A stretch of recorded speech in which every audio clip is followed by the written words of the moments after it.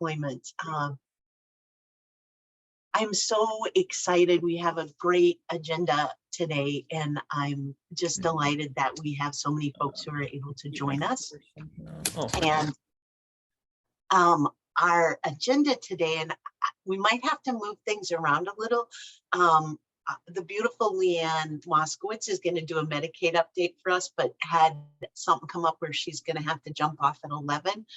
So if it's okay with Brooke, and if it works for Brooke, I might have Leanne do her Medicaid update first, if she's on. If not, we'll start with something else, and then, you know, fit her in when we can. But so we have Medicaid update.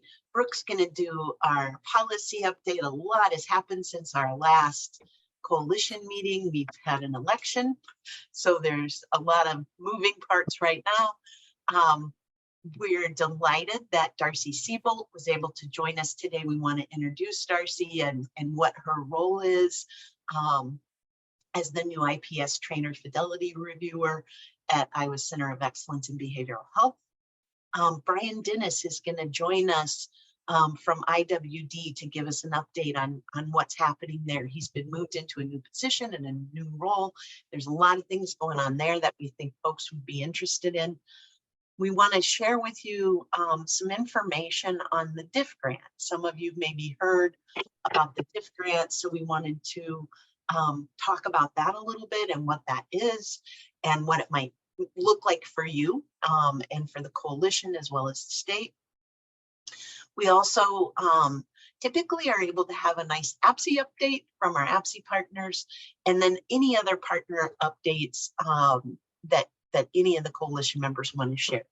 So that's pretty much our agenda for today. And I also want to just remind you to please note on your calendars for 2023, our coalition meetings.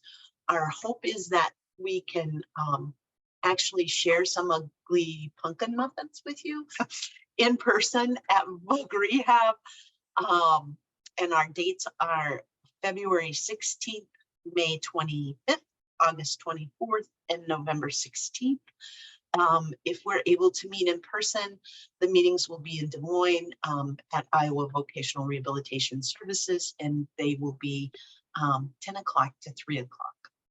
There will still be a virtual option for folks, but we really hope to encourage people to come in person if possible, just because it's so much nicer. Anyway, so that is our agenda for today.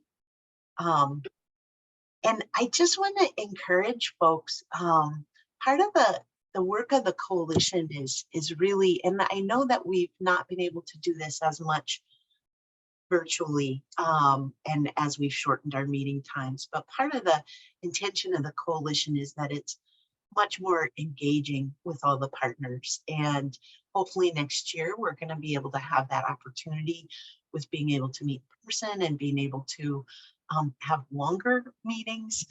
But I really encourage you today, if you're new to the coalition, to feel comfortable jumping in, asking questions, making comments, even if you're not sure 100% about what's going on. This is really about being in a space that's comfortable for all partners to be able to bring up questions, recommendations, concerns, and be able to feel equally engaged. So anything, Jess is going to put in the chat a link to our meeting materials. It's a Google Drive that has Leanne's employment data and the wonderful intro slides I just shared, and then a few slides on the DIF grant when we talk about that too. 9, 10, 11, 15. If there are other things that people want to share, we could throw them in that folder too, and we'll also include that link in our notes from today's meeting. If for some reason you can't access that and you need anything or want some things prior to when the notes go out, just let us know and we'll get those sent to you. So Leanne, I was thinking if it was all right with you, because we always save you for last because you're really the ringer. Like people will stay in the meeting just so they can actually hear your update. So, but today we're actually going to have you go first. So Great. hopefully people will stay on. Awesome, because I have to jump off at 11 and hope to be able to rejoin relatively quickly. But yeah, this works out well. Jess, can you make Leanne a co-host or Gay, whoever's the primary host right now? Great. All right, it's your screen, Leanne. All right, let me get my document open that I want to review here with you all. Can you all see my screen? All right, let me make it a little bit bigger. You're not all squinting. So I'm not going to go through this word for word, just hit the high points for you all.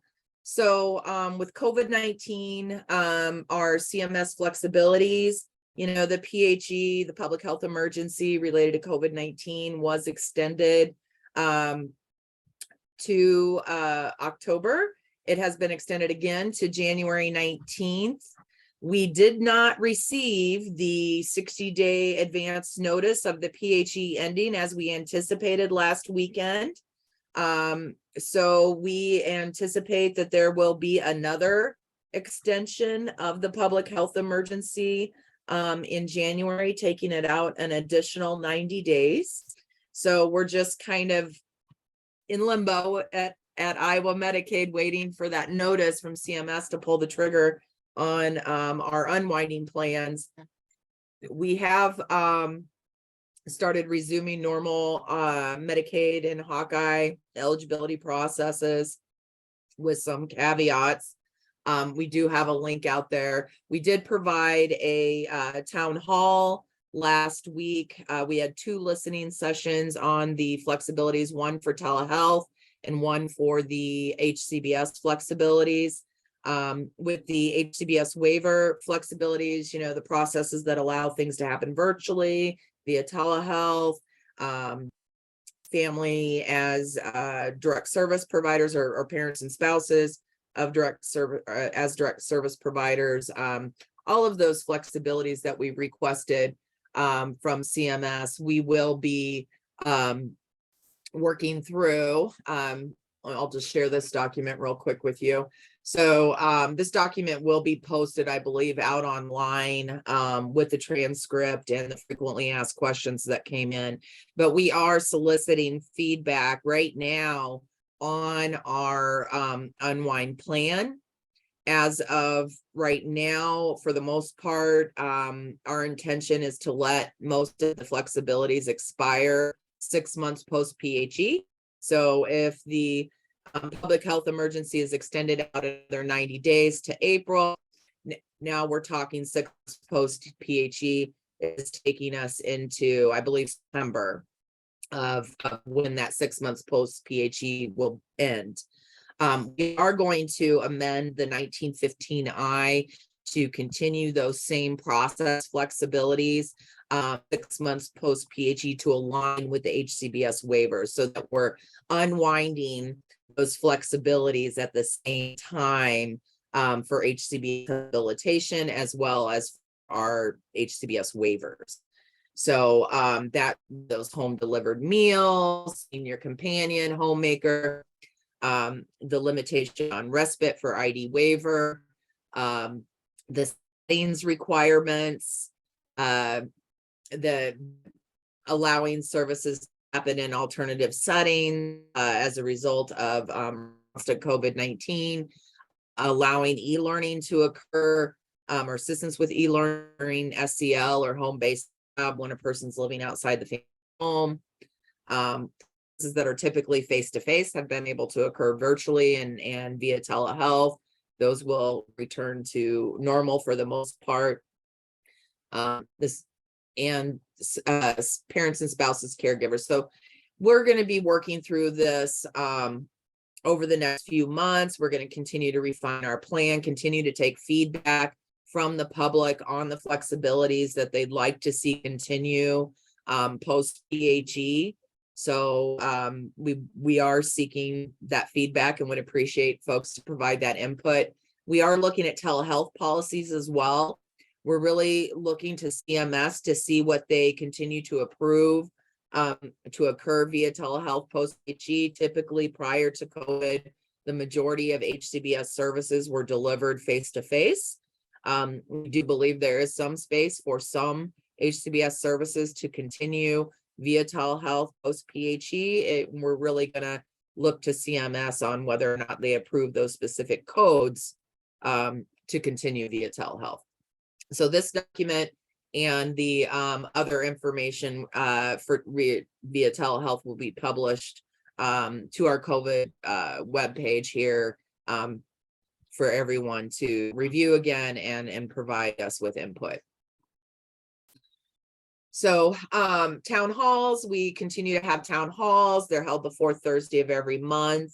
You can get registered for those town halls at the link provided. This has been a great forum for people to interact directly with our Medicaid director, ask questions, voice concerns, and really have your voice heard in the development of policies and you know, regulations around Medicaid service delivery. So she really enjoys hearing from the public, and I think it's important and valuable to have that forum and have that opportunity once a month to be face-to-face, or at least virtual, with our Medicaid director and be able to ask those important questions and get questions answered.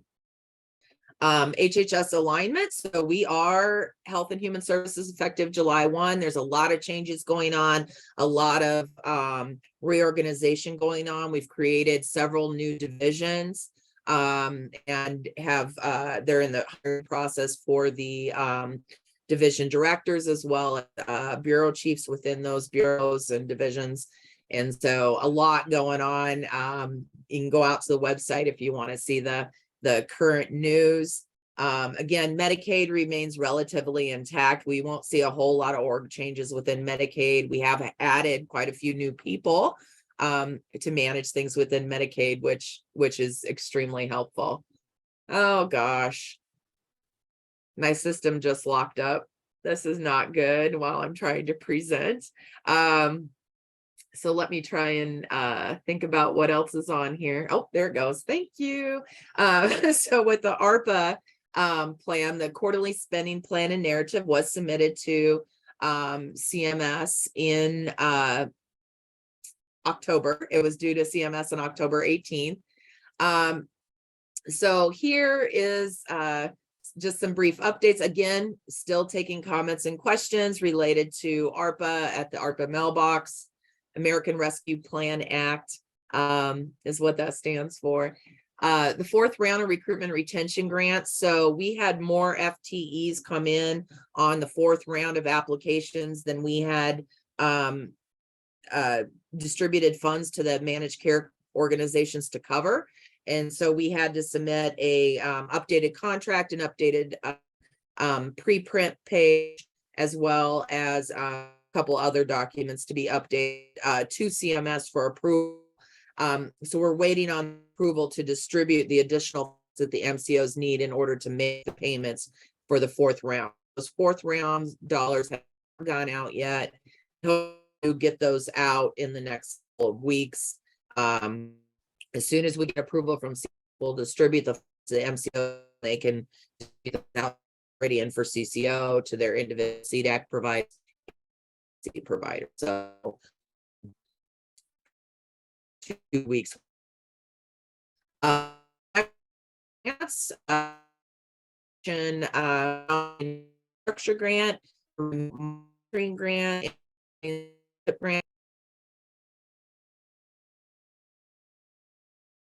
I think we just lost Leanne. I'll just finish for her. Medicaid would like to give you all a bunch of money. Okay, maybe that's what I do. I'm sure she'll be jumping back on.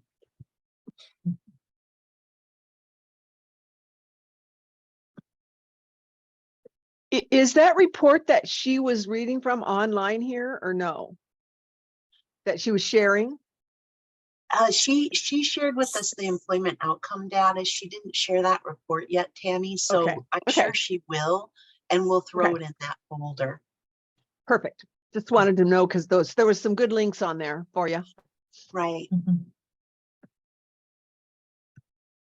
See if Amy, she's- this is Kari. When she was talking about CMS approving virtual supports continuing rather than just letting it expire, do you see others, like, is that happening that it will expire? It seems like it's such a huge benefit to have flexibility. So curious about that. I really don't know. I think that's a really good question for Leanne. I'm not sure what's happening. Brooke, you might have an idea. I don't know if that's been happening, you know, in other states. I think we're going to have to look at ways to support people, but go ahead, Brooke.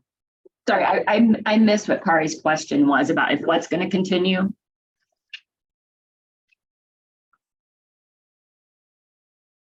Kari, can you, Sorry, the Yeah, dog, no. I have a new dog, everyone. She's wonderful, but she is needy. Okay, anyway, a question about if the indication is that CMS will not be approving virtual supports. You know, she was saying the word expire a lot and go back to normal, and I was thinking, seems of benefit to let the flexibility continue past the public health emergency. Yeah, I mean, I think that does happen. It's already happening in other states. is it? Yeah. Yeah. Where it's expiring and not allowing any. No, virtual- where they're allowing, where it was Oh, they're happening allowing. in other states, I think pre-pandemic, but I mean, Leanne may know what Sure. where Thank CMS you. stands on that, but I think that CMS already allows that anyway. I think that what Leanne was saying, if I understood, as I'm trying to take notes here, is that they're considering that and asking for input along with some of the other flexibilities that have already been afforded that they can take a look at for continuation after the PHE is expired. I see that Leanne's back on. So we can jump in and ask her. Thank you both. I'm sorry, folks. No worries. No worries. Can you hear me? Yep. Jesus. Yay, technology. Hey, Leanne, Kari Yes. asked a question while we were waiting for you to jump back on. Of course. Kari, you want to go ahead and ask Leanne?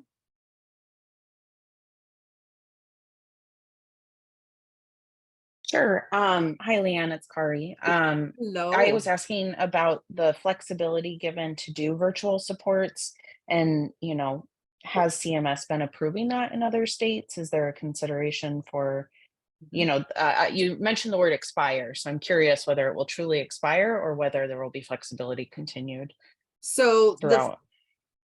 so it will expire unless the state amends its 1915C waivers and the state plan HCBS state plan amendment to allow those services to be delivered via telehealth. So we requested that flexibility. We received it through the disaster spa and through the Appendix K for the public health emergency to continue those virtual processes or services virtually. We will need to amend our waivers as well as the state plan HCBS before 6 months post PHE deadline.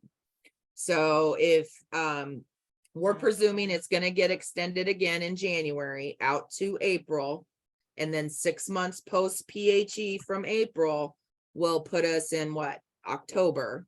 And that's, so before October, we will need to have amended our 1915 Cs and our 1915 I, or our state plan HCBS habilitation program, to allow those to continue via telehealth. Which services specifically will be allowed to continue via telehealth post PHE.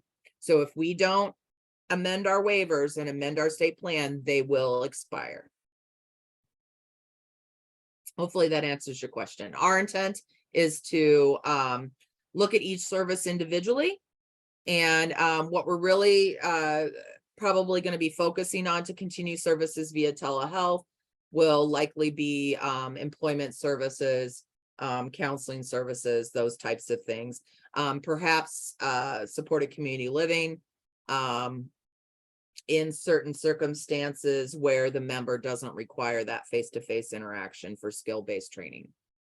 So again, we're still taking feedback. Appreciate any feedback folks want to offer us.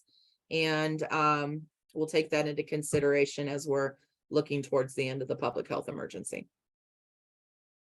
Leanne, Tammy asked also if we would be able to have access to the information that you're sharing right now that has all the good links to put in our folder to share with folks. Oh yeah, I'll send this report to you. I just didn't have it ready to go because No problem.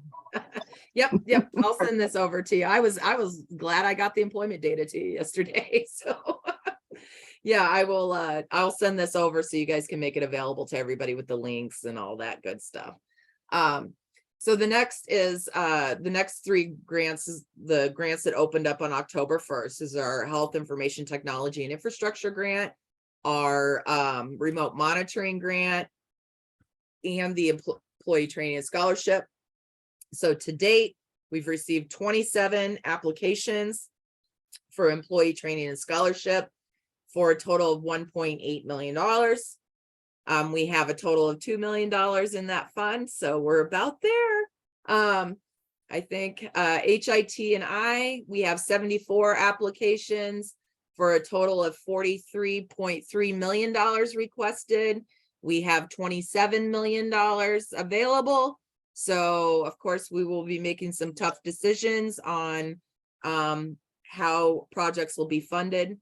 And then remote monitoring, we have 19 applications come in for a total of $2 million plus right now.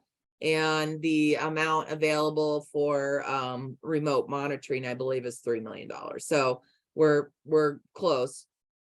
So we are going to be processing the employee training and scholarship applications first. We are scoring those and making funding recommendations to Liz.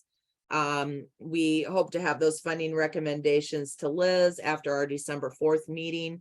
And then based on her approval of the projects and the funding amounts, we will make those notifications to those providers, notifying them what's been approved, how much has been approved, and the date that we'll be distributing those funds. And we'll be distributing those funds directly through the IME or through Iowa Medicaid through the MMIS.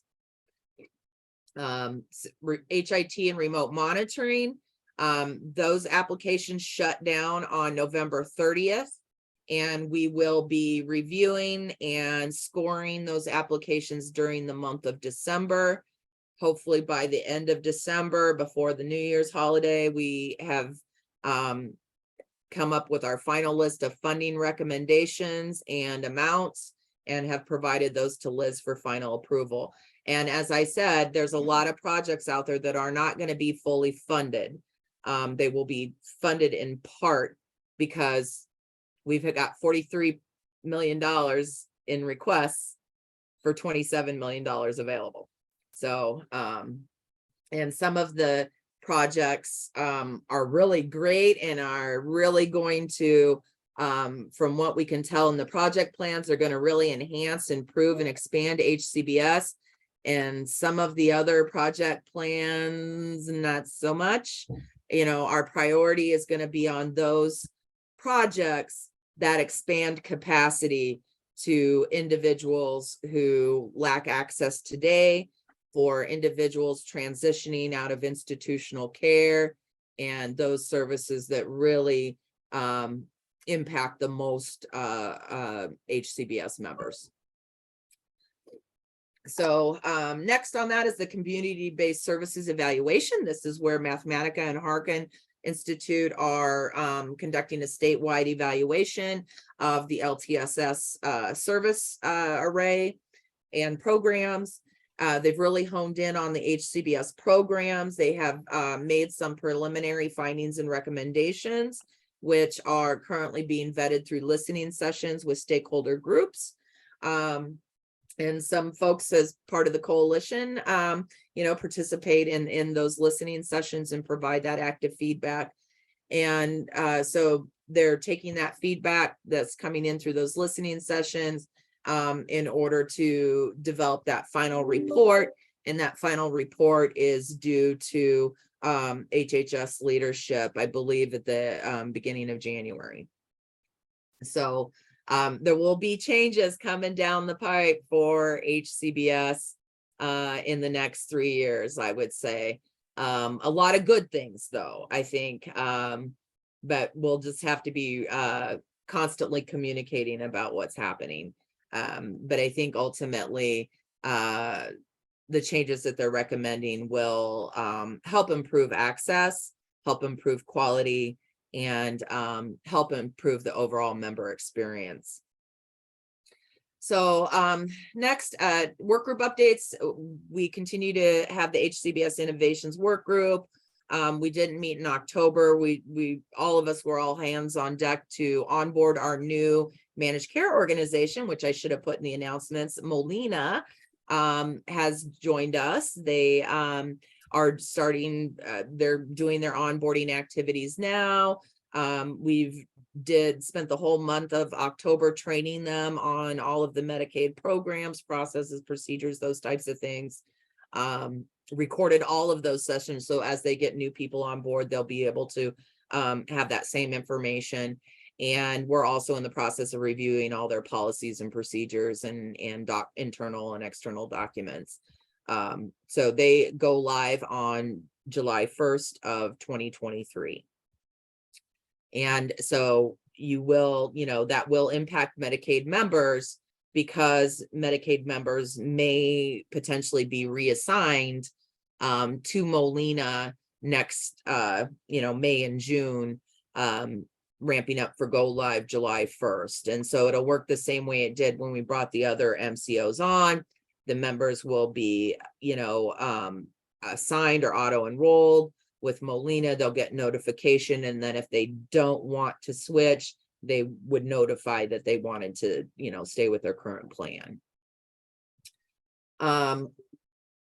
We do have the HCBS Innovations Work Group. It meets again on November 29th. We're kind of focusing on remote monitoring. During our last meeting, we had folks from Safe and Home come and talk about technology-enabled supports.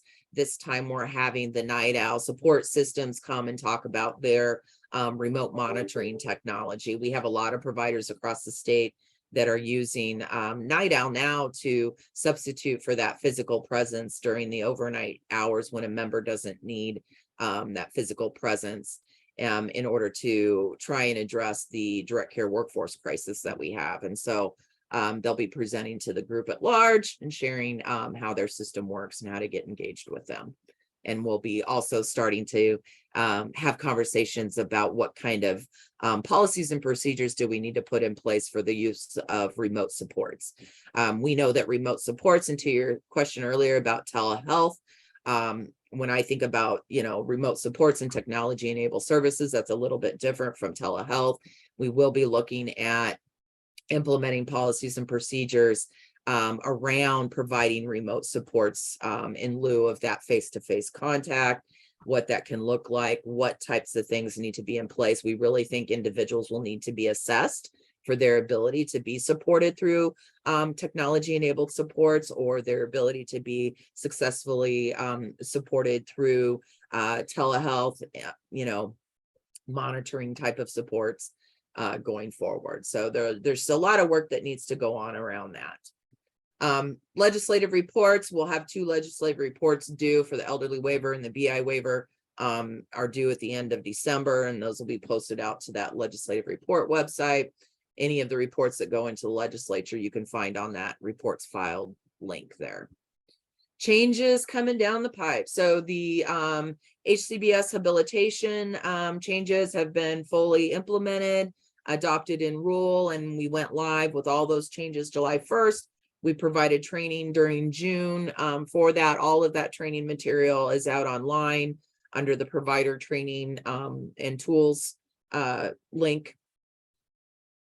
Let's see here. 5-year rule review. Those rules are being noticed each month. They're just kind of rolling through. Those are all those. We reviewed all of the administrative rule chapters and made technical corrections.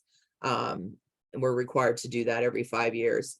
The HD and PD waiver renewals, we have asked for temporary extensions for both of those renewals so that we can continue to work through the questions that CMS has for both of those rule packages.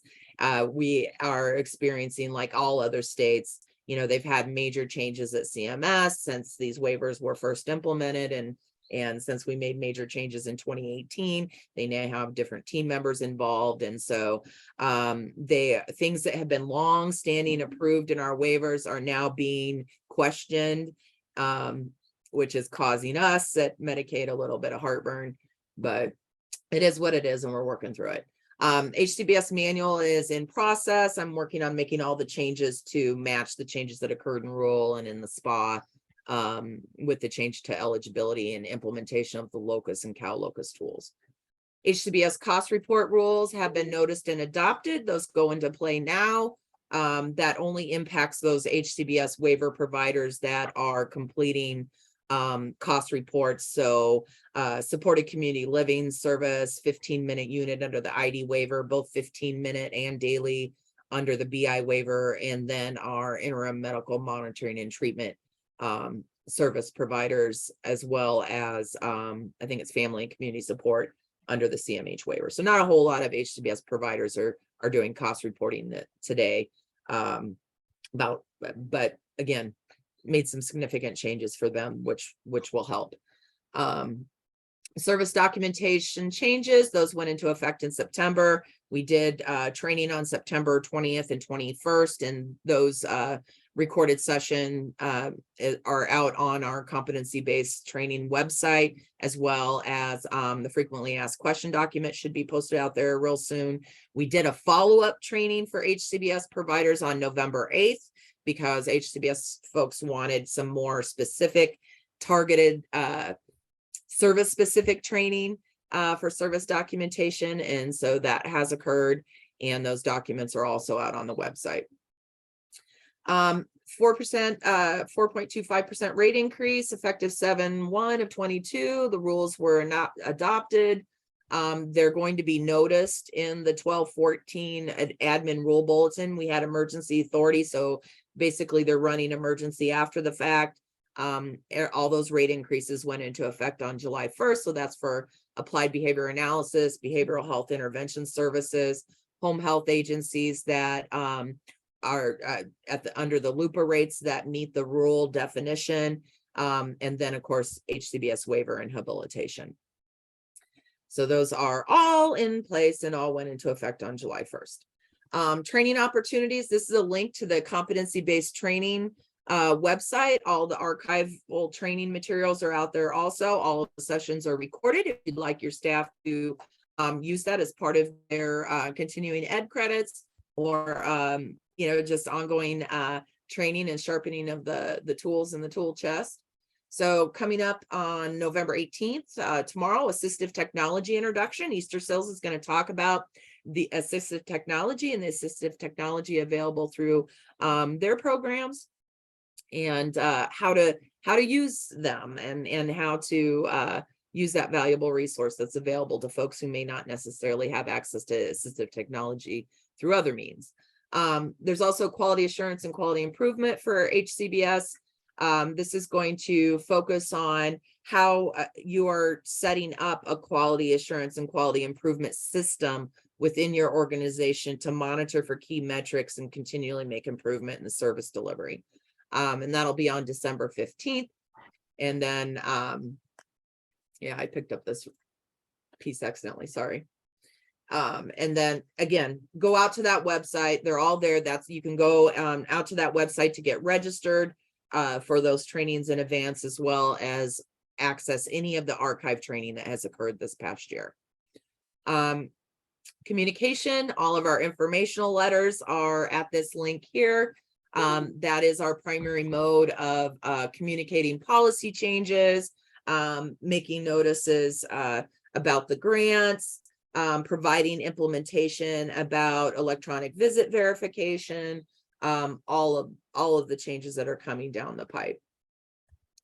And then for our employment data, Leanne, we had a couple of questions come You in. bet. Lynn wanted to know if the 4.25% rate increase applies to IPS under It sure did. habilitation. Woo-hoo. Yes, yes, it did. Yeah, the Thank updated fee schedule is posted out there on the IME fee schedule website. And all of the rates for pre-voc, career exploration, and supported employment, including IPSSE, were increased by the 4.25% July 1. Excellent. And then Brooke wanted to ask about if the assistive technology session is virtual and is it possible for people with disabilities to attend? Absolutely. Yeah, it's open to all comers. All you have to do is go out to register to get the link for the meeting. Would Yep, you, they're- would they're you all mind, virtual. Leanne, if we shared that? Because I've had a couple of people with disabilities request such a training, and I don't know, and I could get with Absolutely. Easter seals. Okay. Yep, absolutely. We are happy to have whoever would like to participate. Okay, great. And Jess, I think that link you posted in the chat isn't working for that Yeah. training. Actually, that's Vienna. I signed in. Oh, under I'm me that- sorry. No worries. But I sent her a little note to that link isn't working, and we'll find the right one. So Here, I got it What's for you. the link that you had put up, Ian? Not sure. The link is in my document, and I'll stick one here in the chat for you. Thank you. There you go. Thanks. Everything success should be. If that doesn't work, let me know, but it works for me. Roxanne wants to know if the BI employment data includes FFS. If it includes fee for service, no, it does not. This is only managed care data. We don't currently collect employment data on the fee for service population today because that population is so small and we really don't have an effective way to collect that data today. Now, if at some point in time we have the ability to have folks report through the Iowa Medicaid Provider Access Portal, then we might start collecting from fee for service. But right now, the MCOs reach out to the case managers and ask them to secure that information, or they, what we would prefer is that they reached out directly to the providers to receive that information. And we just don't have the manpower at IME to manage that at that level right now. So nope, it's only managed care data. So with that, are there other questions before I just kind of run through the data real quick?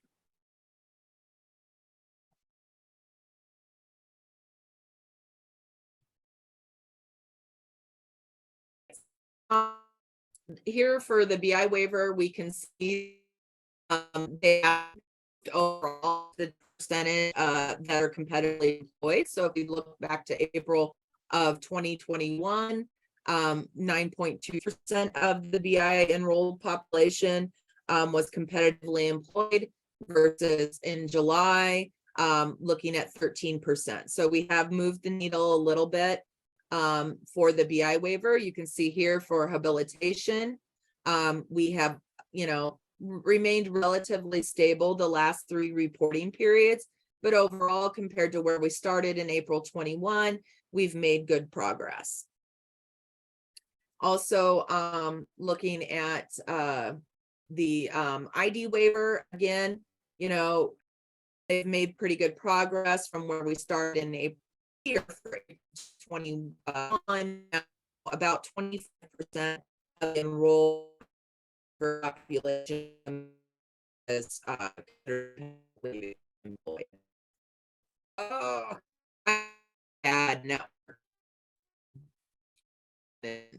Data just locked up. My page. You're kind of coming in and out, Leanne.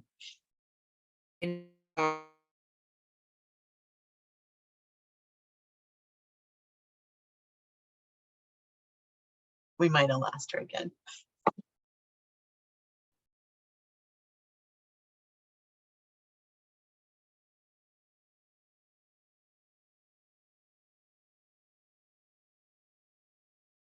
Maybe while Leanne's jumping back on, Jeff Lund, do you want to introduce yourself and throw your contact information in the chat box since we're talking about employment outcome data?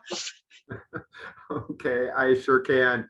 Hi, I am Jeff Lund. I'm the new Denise. I have taken over her role effective the end of September. I'm in charge of all the SE supports that are paid through Amera Group. I've been out of the state loop for about the last 2 years, so I have been spending as much time as what I can to kind of do a quick catch up to see what all's changed. How has all of the COVID-19 affected things? And then also when you're doing the same role, but with a different company, it's not always done the same way. And that's what I am trying to learn.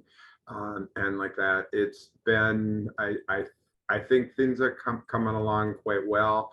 I've reached out to a bunch of you to find out what are some of the things that in the past we've done well. Okay. What are some of the things that you'd like to see me going to work on to improve? Because I have a lot of respect for who was in this role before. I don't want to change things that don't need to be changed. And I want to be able to devote my time more towards those issues that affect you more. I'm going to try to put into my into the chat box my contact information. Let's see if this works. I was trying to plan ahead and I got it typed in, and I love it when things work the way that they work. I'm also thrilled to be back again. It's kind of like coming home, and I know quite a few of you. I have a lot of passion around this, and because I come from the provider side of things in the past, I think I can be that important link between you and the MCOs. So happy to be back. Thank you so much, Jeff. And for those who you might be newer to the coalition, Jeff is going to be a great contact when you have employment questions that are related to a member that's being supported by Amera Group. And so sometimes you need an authorization done quickly. There's just any number of things that can come up where you really need a contact that can help take care of things right away. And so I encourage you, and we'll include Jeff's information in our notes, but I encourage you to reach out to Jeff if you have any questions related to employment services, needs around employment, that sort of thing when it pertains to Amera Group. Thank you so much, Jeff. Well, I think while we see if Leanne jumps back on, we're a little bit close to her 11 o'clock time she needed to jump off anyway. But I think if folks are all right with this, let's go ahead and Brooke, would you be able to start your policy update? Sure, I sure can. Thank you. And everything I am sharing with you guys is on our website, and I'll point that out or share that link here in a second as well too, so you can see, so you don't have to memorize any of this. But as Amy said, there was an election this month, if you didn't know. Iowa was a pretty red state prior to the election. I guess we're a dark red now, if you had to pick a shade. We have more, we have a super majority of Republicans is what they're calling it. So that's, we have got 4 more seats, and Republicans have 4 more seats in the House and 2 in the Senate. And so that makes a what they call a super majority. What that means is that at the Senate, they will no longer need any Democratic votes to approve any of the governor's picks for boards, commissions, judges, or department heads. And so those appointments may go faster because sometimes those are held up by the Democratic side. There's going to be 53 new faces in the legislature this year, 14 in the Senate, and 39 in the House. So there's going to be a lot more folks that are going to need educated on the issues that we care about. So it's a good time to start reaching out in December before they actually start their job and do some of that relationship building and networking. There's still 3 seats, I believe, and I don't think I've seen a change in this today. There's still 3 seats that are in limbo where the person that right now has lost can ask for a recount. And I think they have up until tomorrow to ask for that recount. That's 1 seat that's over in the Council Bluffs area. Democrat Josh Turek, I think I'm saying that right, won by only 7 votes. He actually is a person with a disability. He's a Paralympic medalist. If he does end up holding off with that win, that will be interesting because the chamber is not accessible, and he does use a wheelchair. So it will be interesting to see how they handle that. And then I believe the other 2 it's Heather Matson and Garrett Gobble. There's 24 votes between that, and then the last one is Davenport, Luana Stolenberg, and her opponent, Craig Cooper. But they're not sure yet if those are going to, well, I think the Ankeny one, they are going to ask for a recount. I think I did hear that. I think Garrett did request that, but I'm not sure about the other 2. So that could change the makeup, but it's not going to change the supermajority. So there's still going to be more folks in the House and the Senate that are Republican, but that doesn't really change our message because disability issues are supposed to be nonpartisan. It just means that we need to work with both sides, but the majority usually are the ones that are going to be making the decisions. 6 legislators, current legislators, so they're won't be legislators after December lost. That was Senate race. Jake Chapman lost, Senator Keeney lost, and then Senator Don Driscoll, and then if the Garrett Gobble loses, and then Representative Dennis Cohan, and then Phyllis Betty also lost. The Senate did reelect Senator Jack Whitford as the senator majority leader. Since Chapman lost, they did have to reelect a new leader, and that is Amy Sinclair, who's in the southern part of the Iowa, who has the new Senate president, and she had been leading the education department. So then that chair will be up for grabs for the education. I think, and we posted yesterday on our Facebook, the House did reelect all their committee chairs, or not reelect, but selected, I should say, all their committee chairs. So you can check out our Facebook page if you want that information. I don't have that written down right now. There is going to be a new committee this year.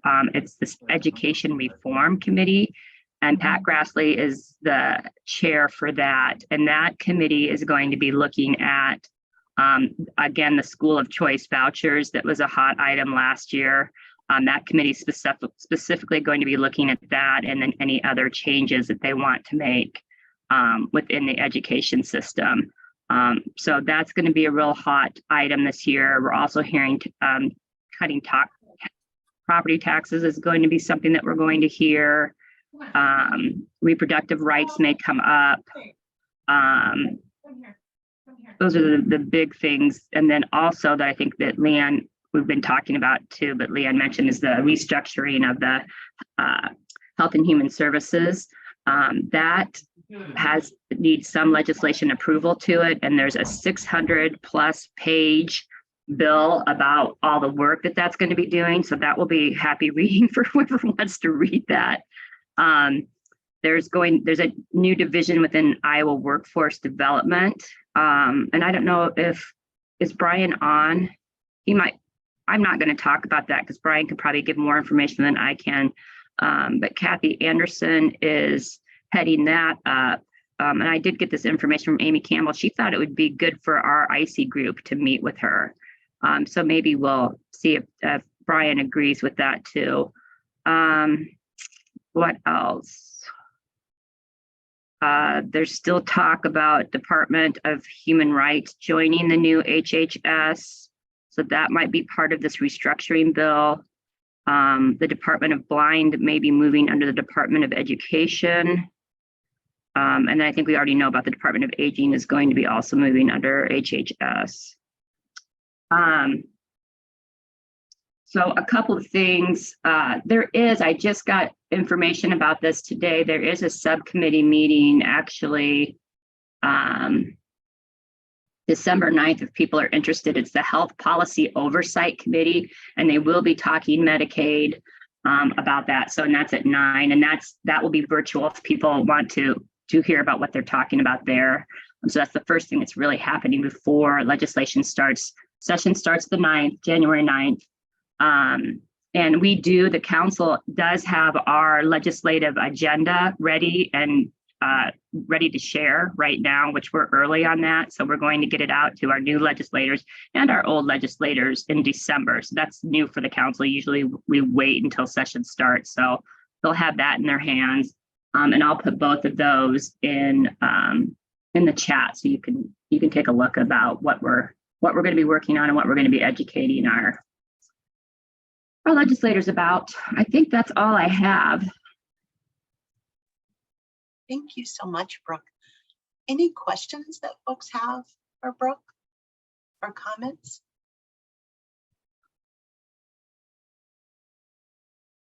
I'd like to encourage anyone who, it would like to become more engaged in advocacy and engagement, but is uncertain sort of how to do that, or different ways to do that. The DD Council is an amazing resource in our state, and like Brooke mentioned, they're nonpartisan. They have fabulous information with their InfoNet and their Capital chats, and just great advocacy tools. Try to make it as easy as possible for people. Thanks. I mean, I forgot to mention too, we always, as part of that, if you sign up, we will be putting out our new legislative guide that will have bios and contact information for all of our legislators, including our new one. There'll be a version of that will be online here soon. But if you sign up today, you can sign up anytime, but if you sign up for our network, when we have a hard copy, you'll actually get that in the mail. I carry mine with me. It looks like this. It's a nice copy, and I use it all the time because I can never remember who's from where and if they're a senator or representative sometimes too. So do sign up to get that. And then once the committees are for sure finalized, we'll go to print and we'll mail those out to people that we have an address for. I can't believe I forgot to mention that.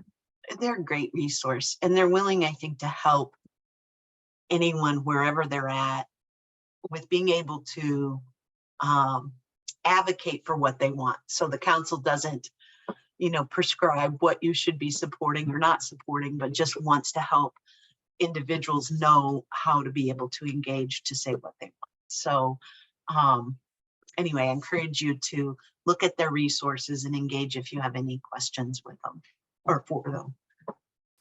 Thank you, Brooke. Any other questions or comments for Brooke?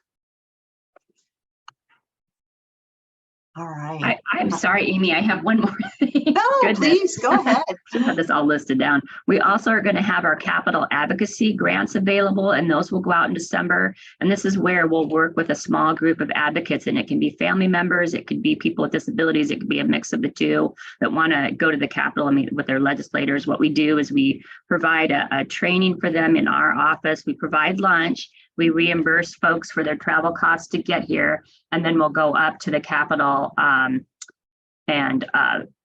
help them, kind of assist them, meet with their legislators, figure out how to pull them out. And part of the training that we do is to help create their story.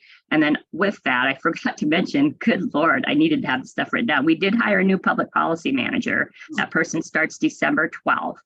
And her name is Carlin Crow. She comes from us from the Spina Bifida Association, where she's been for the last 7 years. She's a director there. And previously, she has policy experience way eons ago working with the American Heart Association, and was part of the tobacco legislation that passed a long time ago. But we're excited to have her, and she starts December 12th. Congratulations.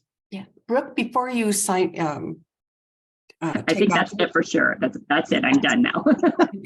Brooke, can I ask when those advocacy grants will be available? I missed that. Sorry, we'll post those in December, and people can apply for them really basically up through March.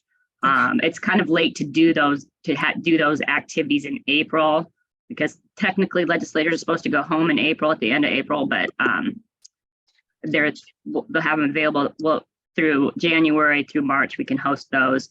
And we recommend to people that we do it on Tuesdays and Wednesdays, because they're usually not there on Mondays, and they usually go home early on Thursdays.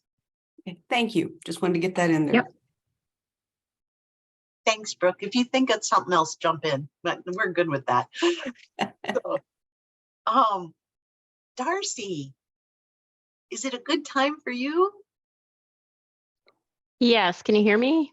Yeah, absolutely. Okay. Sorry, I had a little issue at the beginning with my my headset. No problem. I just want to really thank Darcy for taking time to come today and talk a little bit about what her role is. And I just want to let everybody know, as Iowa has been trying to roll out and build up IPS in the state, the wonderful Sherry Becker has been in this role.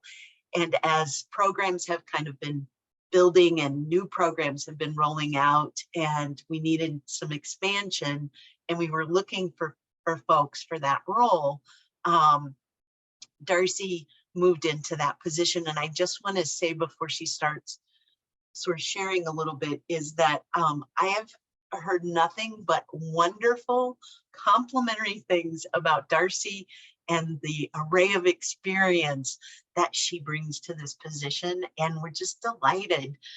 Good for us. Sorry for your old employer. But anyway, we're delighted to welcome her into this position and to the coalition. And I'm just going to turn it over to you, Darcy.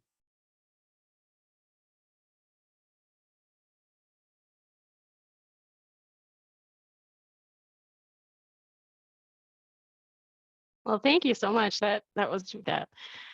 So Robert Young Center, which is a mental health agency, primarily in Illinois, but we started serving folks in Iowa under IPS this year. So I have worked as an IPS employment specialist for the last 8 years. And prior to that, I did case management for about 8 years.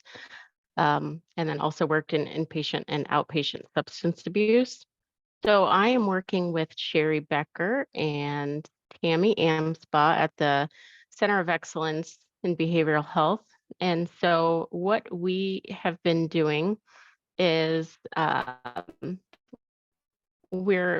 my position is the same as Sherry Becker's. So I'm the state trainer and fidelity reviewer for our IPS programs in Iowa. So just kind of helping them to make sure that they are following the IPS model and providing support, feedback, training, technical assistance for those sites to make sure that they are in good fidelity. And all of our sites now have gone through their initial fidelity reviews. And we are just wrapping up our site visits. We just came back yesterday from our last site visit that we had to kind of go over some fidelity action plans and provide feedback and some assistance and suggestions of what programs can do. But we are kind of seeing trends throughout the state of what areas are struggles for the program. So that's something that we're really eager to kind of tackle and make easier for the programs. But I did want to share some data with everybody that Sherry was nice enough to put together from reports that Lynn Nibelink had requested from the sites, and we kind of all gathered together. So in the third quarter, our IPS sites served 142 people, and 76 of those were employed at a rate of 53% employment. So I would say that IPS so far is working. That's And awesome. I too am really passionate about employment for people with disabilities and the IPS model in particular. I feel like it's highly important and it is absolutely a model of recovery. And I will put my contact information in the chat box. And thank you for having me. Yeah, thank you so much, Darcy. I want you to know that Lynn typed in, we're so happy to have Darcy on board for statewide IPS implementation. She's being modest. All of our sites had good or better fidelity. So, and then Sherry, Darcy is a great addition to our Iowa employment team. So great to have you, Darcy, from Jess. For folks who are not familiar, and we've talked about this at different times, we will continue to talk about it and probably do some more in-depth engagement around this in some of our future work. But IPS is individual placement and support model for individuals who experience chronic mental illness. And we started a few years back with a couple of programs.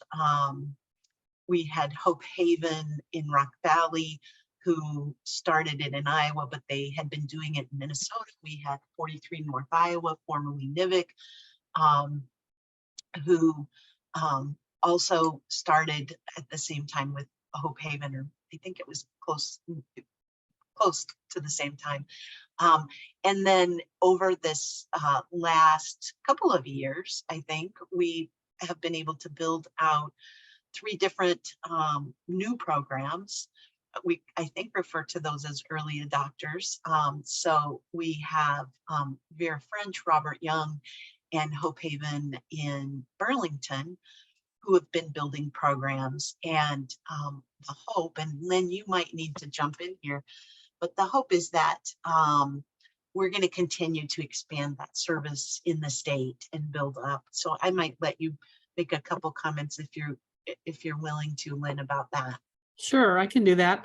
Yeah, when we started up or solicited for the new sites that started in 21, 22, we had just received an award of what was called Aspire from the U.S. Department of Labor, Office of Disability Employment Policy. And many of you know, we've over the years had many initiatives that were spearheaded by them. Typically, we get access to technical assistance, national experts.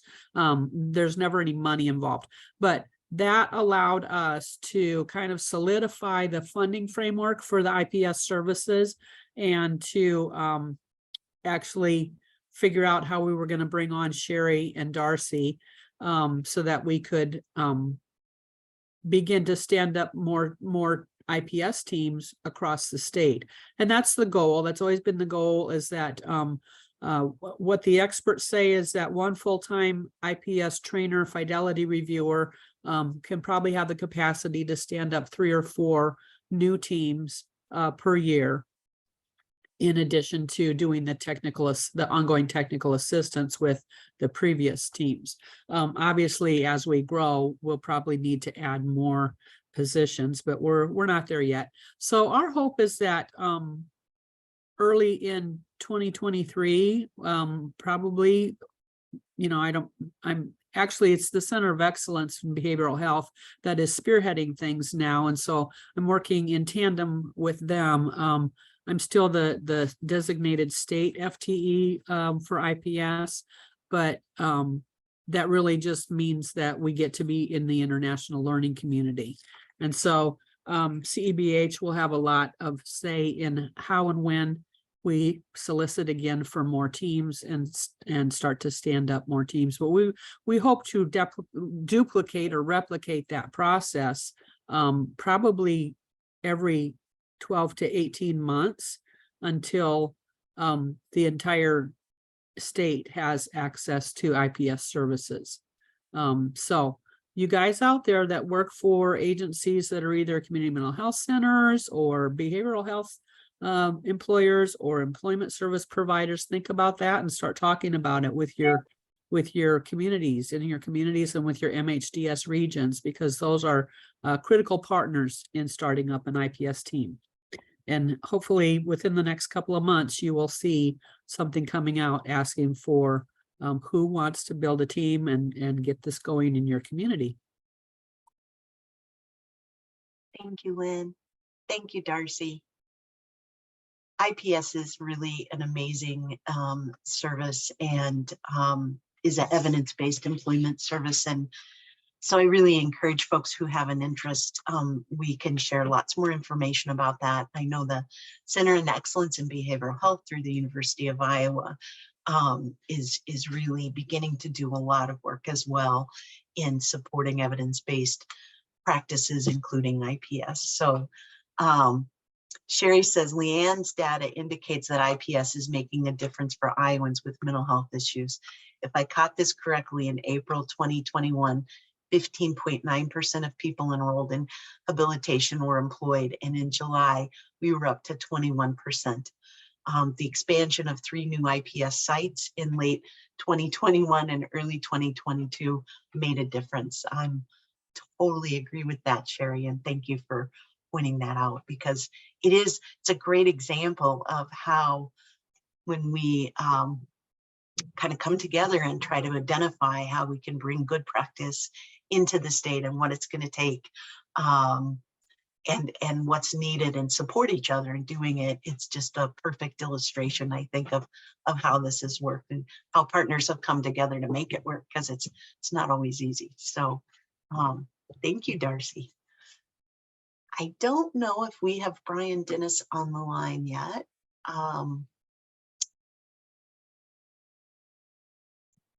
Nope. Okay, not yet. So I'm gonna open this up real quick for some partner updates, if that's all right. APSI, do we have an update?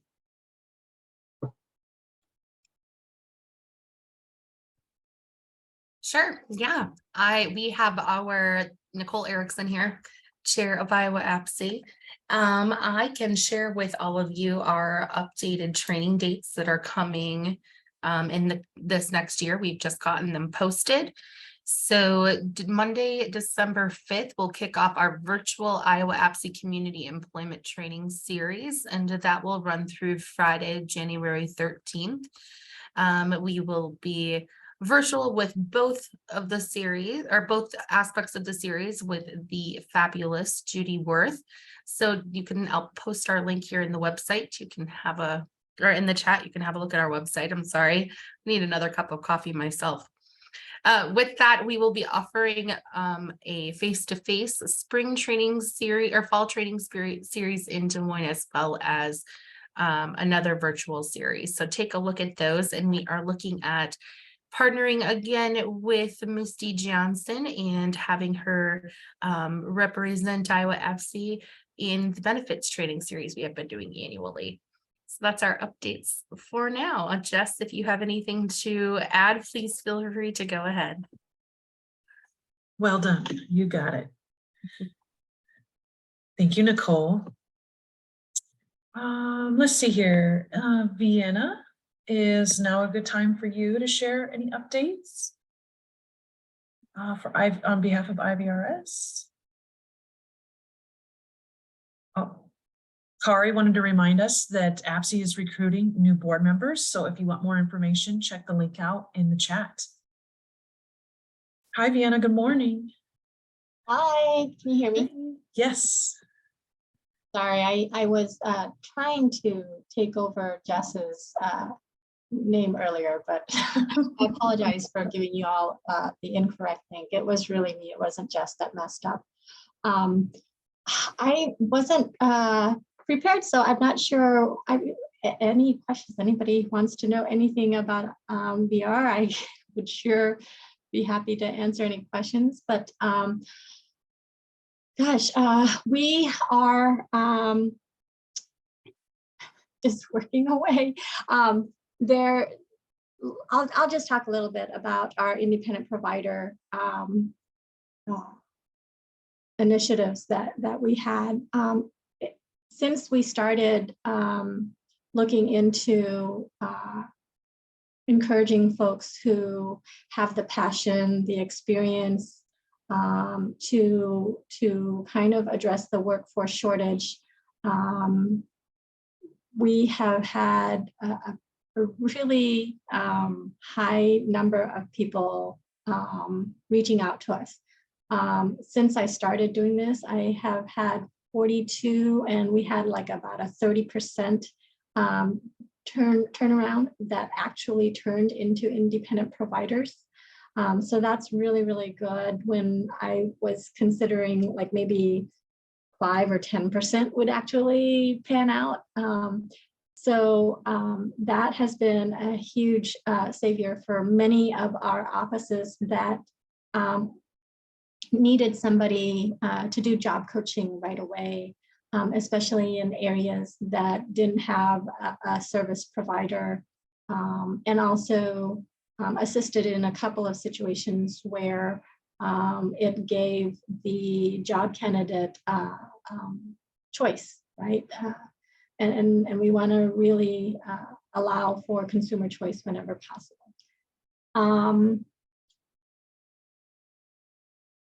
We since then have had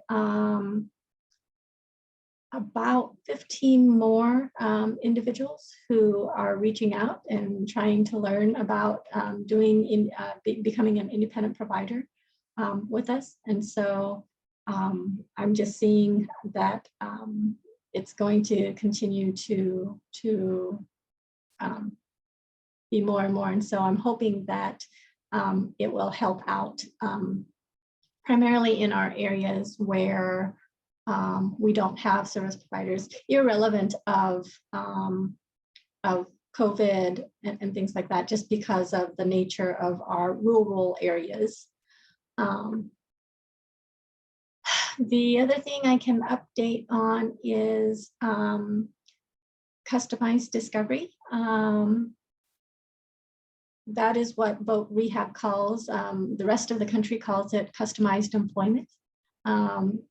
Had wonderful, wonderful numbers out of customized discovery at the close of fiscal year 22. I don't have the numbers right in front of me, but it was something north of 50% rehabilitation rate, which is huge because of,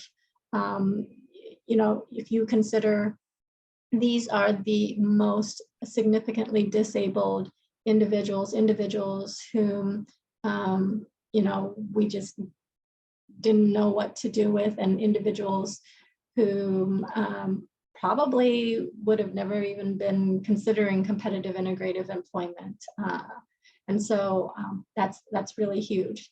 And we also looked at the wages that folks who completed customized discovery, and the wages were even north of what we would normally get for individuals who went through our traditional fee-for-service programs and so forth. So that was really nice to see. We're hoping that we continue to grow customized discovery. There's a lot more to do, especially in the area of youth with disabilities and students with disabilities. And so really wanting to collaborate with the Department of Ed in terms of how we utilize customized discovery, because it's a journey. Customized discovery is not just learning about the individual strengths and abilities and interests and all that good stuff, right? But it's also leads to customized job development and then consultative supports, and it actually produces an outcome for us. It's not just learning about the individual anymore. And when you think about that journey, the person could be a student, and then they, upon graduation, then would come under Voc Rehab services. And so we need to know and collaborate with our partners in terms of where they are on that continuum of services. So that way we're not putting that person through the start of the journey again. So we can just seamlessly continue with the service provisions and along with our DHHS partners on the other end as well, so that they utilize and capitalize on information and the journey that the person has already been through. IPS. Oh sorry. yes, I Amy. was just gonna say, would you be comfortable sharing a little bit about the native language? Oh yeah, absolutely, absolutely. So we just developed an incentive, another way to address the workforce shortage, and that incentive is that native language incentive. Basically, we were experiencing, when we're out there working with employers, one of the things that they have said to us is that, we have concerns with so many people being at the work site. You've got, if you have an individual who needs an interpreter, and then also a job coach, and then, sometimes they might have another person involved, like a mentor or something like that, right? Pretty soon we were asking the employer, oh, can so-and-so come, can so-and-so come? And then they have like about 5 people there for one person. And there's a lot of concerns on behalf of our employers, and which are legitimate, safety, confidentiality, those types of things, right? So, so the native language incentive is a way to help address those concerns. Another thing, because we're asking the provider to also provide the service in that native language. So that way there would be less individuals at that work site. It would also help our staff in terms of coordinating, the interpreter to be there, the job provider to be there, the job candidate. So if we can, just make one arrangement that would make it easier and expedite the time that it takes for our staff to have to coordinate all those things. It is, of course, encouraging our providers to hire and train staff that have native language skills. And when we refer to native language, we're not just talking about like Spanish or, a different language, but also ASL as well. So that's included in that. The hope is that when the provider is able to provide the service in the native language of the job candidate, it will create a seamless instruction training that the person would have to kind of put focus to. And in that situation, Voc Rehab would pay, in addition to the fee for service, we would pay $20 per hour on top of that. And this would be in the instances where the provider is communicating directly with the job candidate in their native language. The qualifications for the native language provider is to be at least 18 years old, have the credentials of the state approved certification to do the translation, or if they're the native language speaker in that native language, right? And of course, to have the proper training to provide the service that they were authorized to provide. So if they were doing job development, we want to make sure that they have the job development training or the job coaching training and so forth. So that's pretty much in a nutshell what the native language incentive is. Can I just throw in.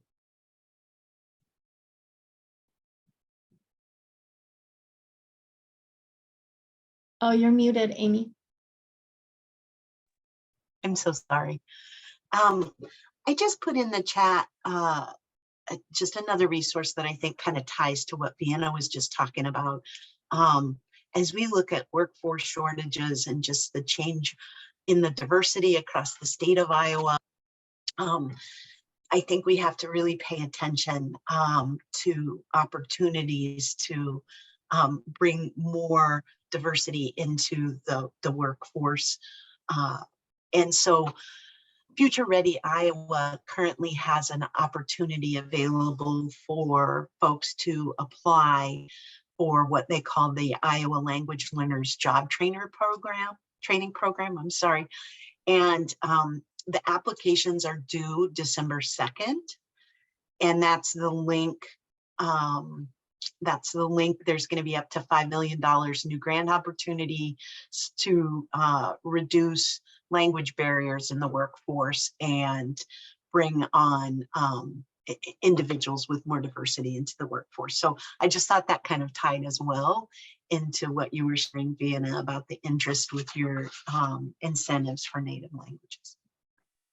Sorry, you can go ahead. Yes, no, I highly encourage people. And in fact, we sent out the link and the information when we sent the information on the native language incentive to providers. We also included the link for the Iowa Language Learners Job Training Program so that they could apply for a grant to get some funding to assist them with training that they could give to or get for their staff to learn or to build on their English language abilities to provide services, policies, procedures, those types of things in their work.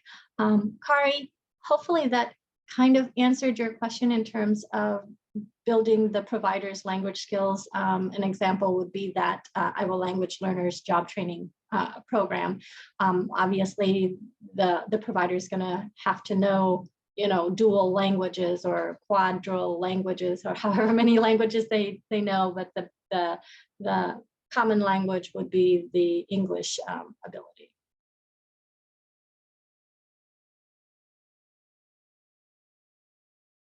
Vienna, I had a quick question for you. Everybody didn't know that Vienna and IVRS, they sponsored the Iowa APSE conference at a substantial rate. And we did a listening session that a lot of the folks here today participated in. Is there any chance that you could provide that write-up or the feedback that IVRS gathered in the Iowa APSE conference listening session to all of us? I can look into, okay. You're making me revisit a memory I just don't even want to remember. If you didn't, I think a lot of people on here were probably at the conference, but I experienced a little medical mishap, and so I wasn't at that session. But I know that Mary Jackson, who is our assistant bureau chief for transitioning, was there, and she took some really great notes. And so I can talk to her to see if there would be ways that she can share that. Hopefully she took good notes.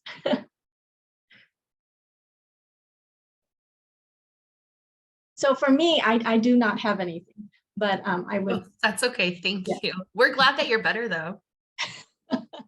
I'm so embarrassed. But yeah, I will sure look into getting something for you. Did you want, is that what you wanted, something to share with APSE or?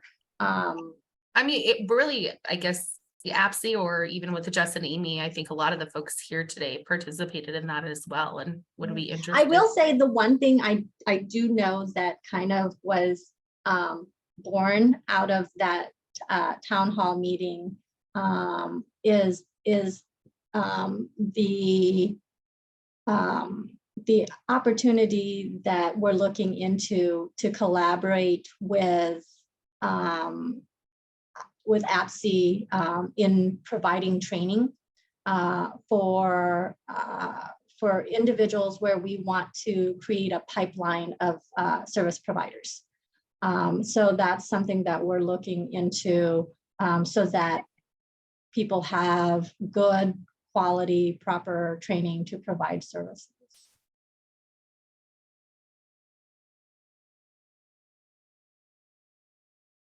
How about if there is kind of an overview of the feedback that was provided, Vienna, Mary captured that, and it's something we can share, we'll just include it in the notes, if that's all right.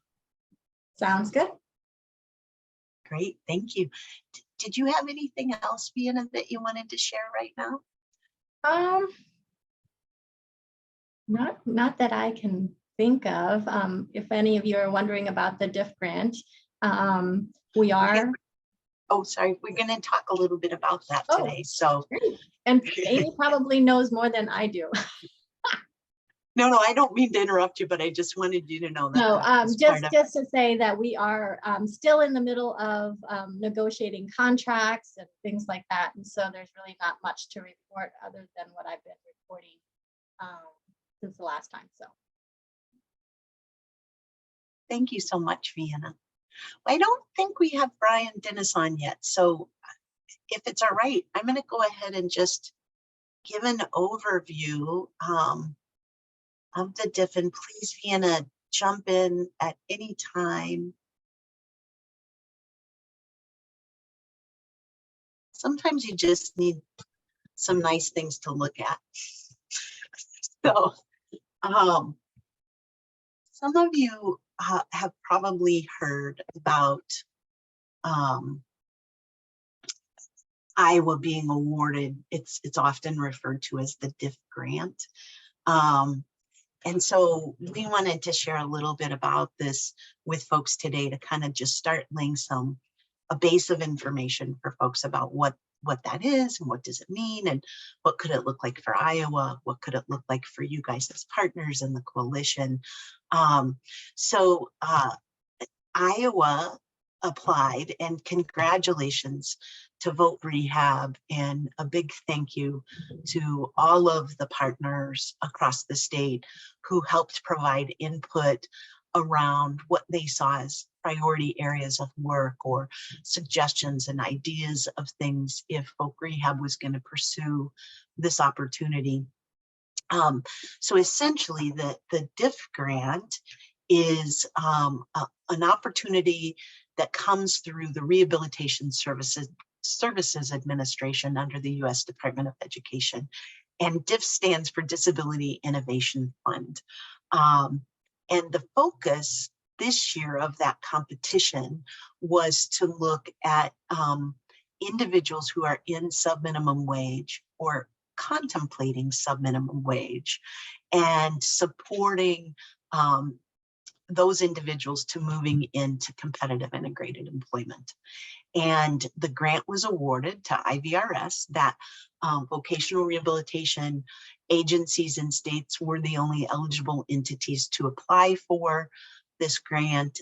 And VR applied for it and was awarded it. And the grant technically starts October 1st. And like most federal programs, you find out right about the time that it starts. So it takes a little time to set things up and get things rolling. But it's an incredible opportunity for Iowa, and kudos to VR for their leadership in doing this and willingness really to try to say what is it going to take to help move Iowa forward. So the name of the project is the Iowa Blueprint for Change.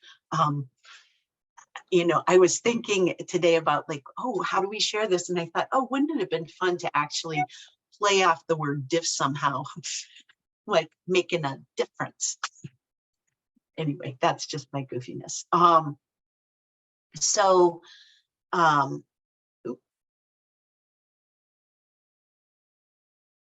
What does this mean for Iowa? Well, the DIF grant is a 5-year, essentially a systems change grant. And so the total investment that will come from federal funds for this work in Iowa is $13 million $875,048.55. So that will come from RSA to IVRS to implement the work of this project. It'll be over the course of 5 years, starting October 1st of 2022. And to really ask, like, what does it mean for Iowa? It means just an incredible opportunity to really look and improve Iowa's system for Iowans with disabilities. And although, you know, as we talk about individuals with disabilities, I would like folks just to kind of think about it. It's not just individuals who are currently working in sub-minimum wage. It's Iowans with disabilities who are unemployed or underemployed across the state. And so it's really, it's broader than just individuals who are working in sub-minimum wage. So the Iowa Blueprint for Change really is kind of comprised of 6 big buckets or objectives that include lots and lots of other pieces underneath them. And today, because I knew that we would have a pretty limited time and that there's still, you know, some things to kind of be figured out, but that there's a fairly limited time to dive into this, we thought it might be helpful to do more kind of a higher level overview and allow people to ask questions and engage a bit about it. But essentially those sort of big buckets, the first is really related to utilizing a coalition of diverse stakeholders. So, you know, much as we've done through the Iowa Coalition for Integration and Employment, you know, the idea of this is to really take a look at, from multiple perspectives, what is it going to take to really affect change in the state? And there's no single entity that has the answer for that. It's all of us that need to kind of come together and figure out, as we work on this, you know, where are there opportunities? Where are there things that are holding our system back for people to be able to move into competitive integrated employment? What's needed? And realistically, what needs to be in place in our infrastructure in the state to support that? And so one of the most important components, I think, of this work is the diversity of individuals who will be engaged in shaping the work and continuing to refine what's going to work, because it can't just be one partner. It's going to take all of us. So that's one of the objectives, is to make sure that we use diverse stakeholders. We're going to use the collective impact framework, which I'll talk a little bit about in a minute. And then all of the work has to also come with diversity, equity, inclusion lens too, because I think, as all of us know, we've not really, for the most part, had that lens in front of us to think about in all components of our work. What does this mean for everyone, and truly like everyone? And so that's a piece throughout the whole project. Another component of this work is looking at the workforce shortage for DSPs and trying to identify strategies for addressing that workforce shortage, as well as looking at opportunities to create a career pathway or pipeline into DSP employment, and maybe using that as a stepping stone, or, as Maria Walker taught me, a lattice. If the position that someone aspires to is a DSP, how do we create opportunity within staying in that, as well as creating a career pathway that might be, you know, part of the role is a DSP, and then you might move into another type of position in another area after that. I think whole bunch of us involved in today's meeting started as DSPs and then took different paths from that experience and that rich work. So one of the objectives is focused on utilizing the registered apprenticeship and pre-apprenticeship programs under the U.S. Department of Labor's direct support professional registered apprenticeship and pre-apprenticeship model, and trying to make that easier for businesses and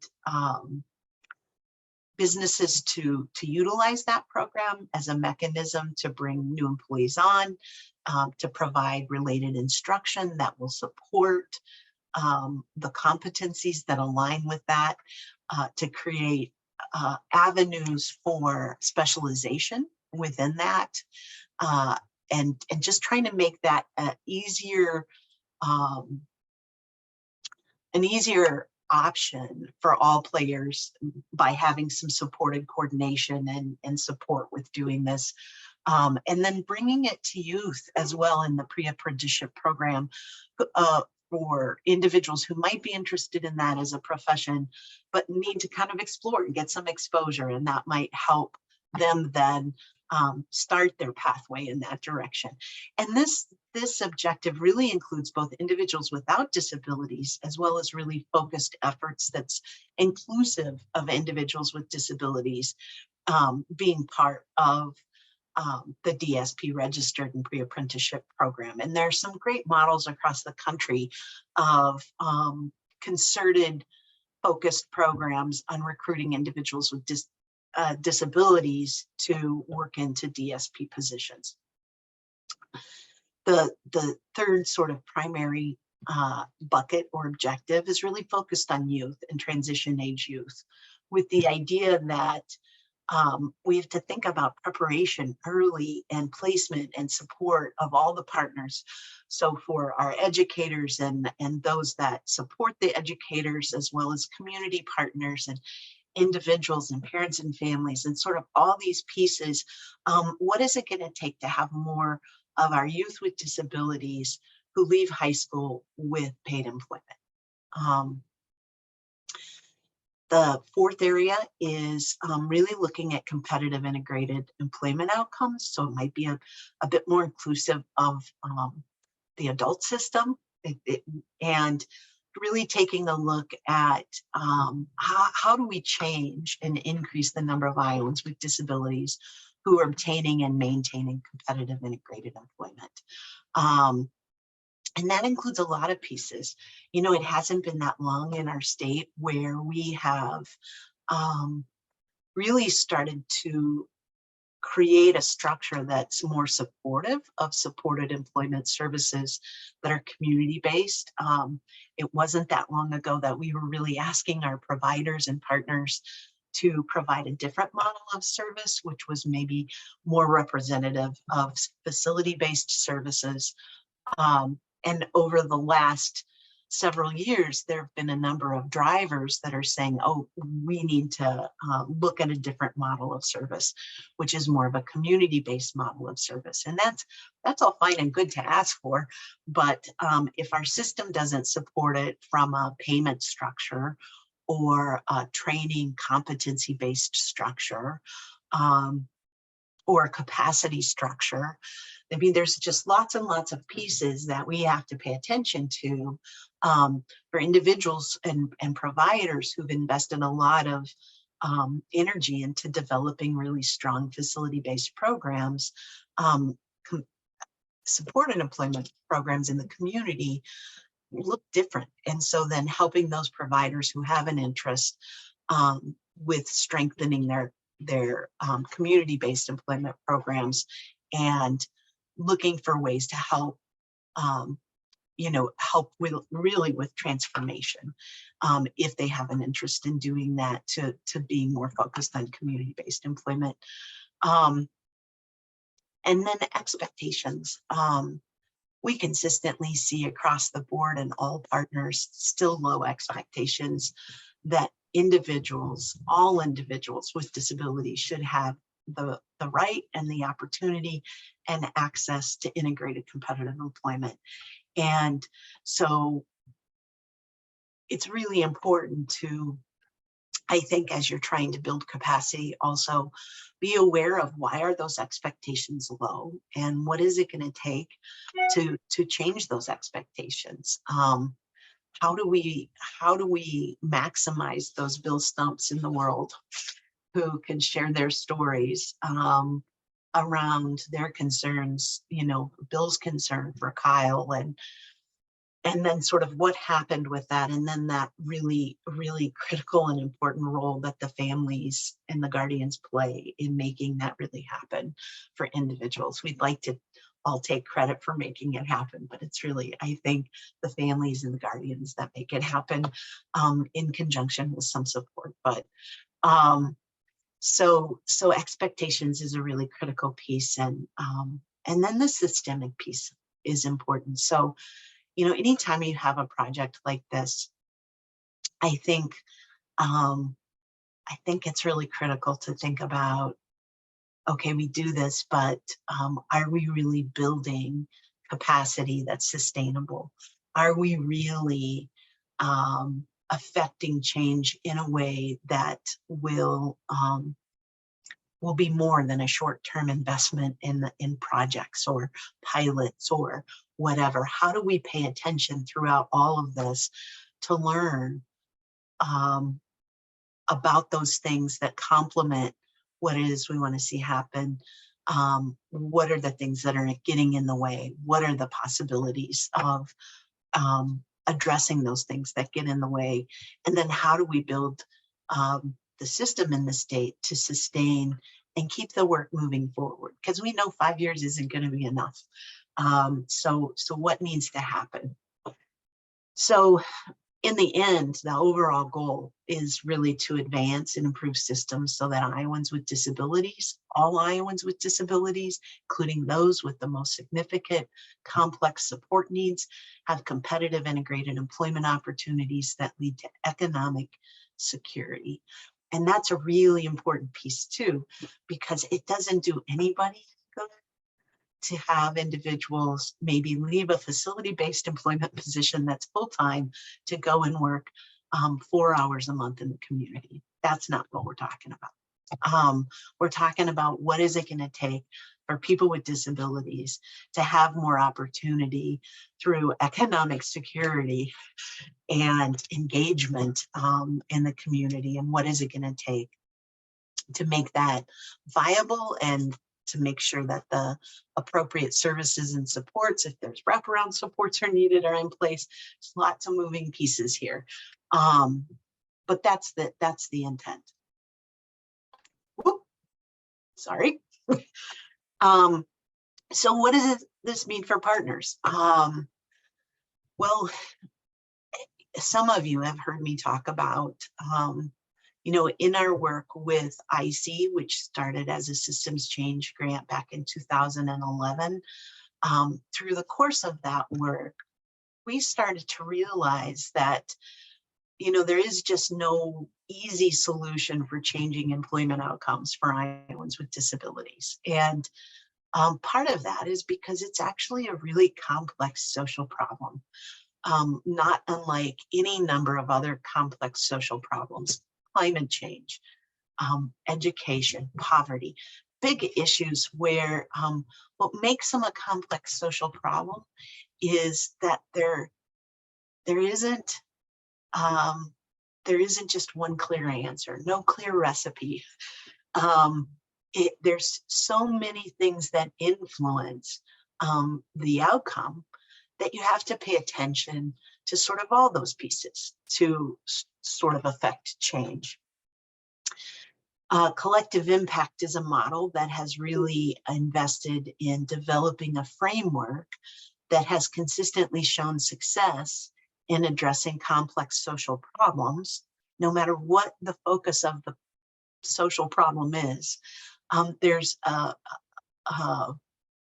framework that's been developed that they have found that makes a difference for working on these kinds of issues in communities and trying to affect change. And that's what this whole project is really sort of founded on, is that the whole basis of this work involves partners working together to identify, shape, implement, and refine all the efforts to make a difference in the state.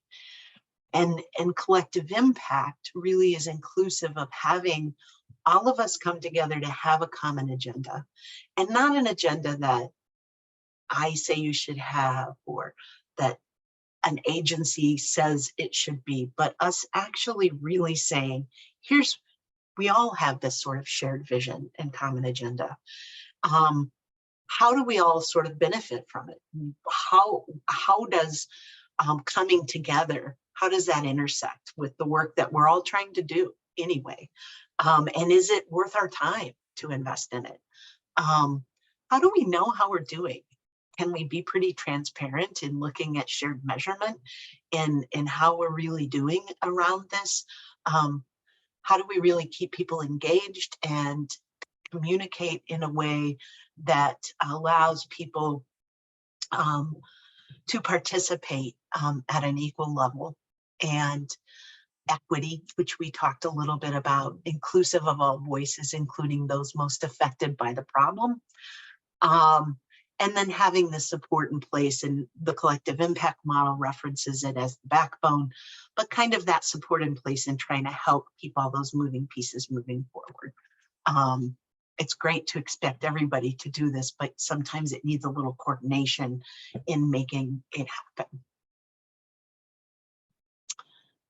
So what comes next? The grant was started October 1st. I think probably Voc Rehab found out maybe just a couple weeks before that.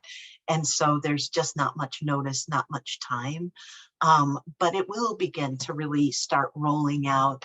I would guess it's going to be starting to really roll out in December. And then I just put, hold on to your hats, because there will be lots of opportunity to be engaged in trying to move Iowa's employment needle forward. And when I say that, this work won't be as rich or as effective if we don't find ways to bring everybody together that needs to be part of the work. So it's not just going to be updates at meetings for folks. It's going to hopefully be real conversations and real engagement that really then shapes those objectives that I talked about, which will take some investment in thinking about all those components and what's needed, and then paying attention to how it's working and what needs to be refined as things move forward. So I would expect that we will keep everybody informed with the things that we know about and the opportunities. I would expect our February coalition meeting to be hopefully an opportunity to then kind of take this to the next step. But the idea was really to start, today with just kind of introducing this to folks. If people have any questions, if they want more information, if they already know they really want to be a part of things, please don't hesitate to reach out, and we can connect you with VR. We can share the things that we know. We just know that all of you as partners have a really important role in making this work or not work in the state. And we're really excited. We're excited for the opportunity for Iowa. So I'll just open. I see the very handsome Brian Dennis. So I'm just going to open it up really quick for any questions or comments, because I'm going to leave time for Brian to give us an update about what's happening at IWD. Anybody have anything that they want to ask or share right now on the diff? All right. Well, don't hesitate to reach out. You can reach out to Vienna. You can reach out to myself, Gayla, Jess, and we'll try to get information to folks who are interested in learning more. Brian, thank you so much. And we have until 12:30. We may not need all that time, but the very handsome Brian Dennis, thank you, Brian. I asked Brian, there's a lot happening at Workforce, and I had asked Brian if he would be willing to kind of give folks an update and share some things. And so I'm just going to turn it over to you, Brian. So first off, Amy, thank you very much. I apologize for being late. I was in one of those meetings that they said, hey, one more thing wound up taking about 20 minutes. So yeah. And I also want to thank Jess for finding every single way to contacting me. It's been a long time I've been stalked that hard. So thank you. And I felt like if I'd have been any later, she'd have been knocking on my door. So yeah, so Jess knows where I live and she would have shown up. Okay. So again, I appreciate that, and it's my fault for being late, so I've been well worth it. Okay, so anyway, so for those of you that don't know me, and thank you, one more thing, Amy, this will probably be my locked in name on every Zoom I'm on the rest of the day, so if I get in trouble, it's your fault, because I'll forget to change this. Yeah, but I'll do this before we get off. Okay, so anyway, so my name is Brian. Thank you, Lynn. My name is Brian Dennis. I am the Bureau Chief of Disability Services for Iowa Workforce Development, and I've had that job for roughly a month. So not only is it a new position, it is a new part of workforce development. So I believe in being an honest human being. So we all know that workforce development services for persons with disabilities has not always been stellar. And we will just start there. And there is a push to change that. Hence the creation of the Disability Services Bureau, which right now is a bureau of one. Okay. So you can blame me for anything the bureau isn't doing, because I'm a lone soldier at the moment, but I can tell you, Amy asked me to come and talk about something that's going on with Workforce. I will tell you the plan and some of the things that I understand them, and more than anything else, I will put my email address in the chat, and I will. If you have any questions, you can always start with me. Okay. So here's really the general gist of the idea. So when this position was created, a lot of this lays under the Division of Business Engagement, but the real point of my position and disability services is the idea that Workforce needs to be a more active player in assisting individuals with disabilities and moving to the community. So we have done things in the past, a lot of which, as was led by this guy, when it came to helping out individuals with disabilities, but we have not been as active with making those employer connections. And this is not to diminish or duplicate anything that VR is doing, but it's the idea that lots of employers, when they think about Workforce, they think about the organization that's called Workforce. So what can we do to supplement that? So a lot of things that we actually have been talking about internally, you heard Amy mention as part of the DIF grant. So we've been talking for quite a while about the idea of how can we bring more persons with disabilities into our registered apprenticeships. And one of the lead ones is direct support professional. That was where I got started many, many moons ago, when I learned the true meaning of the word copious, because it had never been a good thing. It meant you're going to have a very long day at work. Okay. Definitely we have our Title I services, which, if you're not familiar with that, that is our intensive case management services that we know we have great inclusion of persons with a disability. It's our employer outreach and engagement. So our business services reps who are going out and meeting with employers literally all day, every day. How can they better market persons with disabilities? And we have a variety of, similar to VR, we have an entire menu of services that, and excuse me, I have some workmen coming into my house right now, hence the door opening back and forth behind me. But we have an entire menu of services that can be deployed for persons with disabilities. Like, just so we need to do the things that we know we can do. So we've got a lot of different things in the sky. I can tell you the position that I inhabit was full of employment first language. Okay, so that's a real push, is to make sure that we're involved in the employment first movement. I already sit in a lot of these meetings already. Poor Vienna and I sit in far too many meetings together. I complain about you does nothing but post food and has the nerve to be skinny. So we do a lot of those things.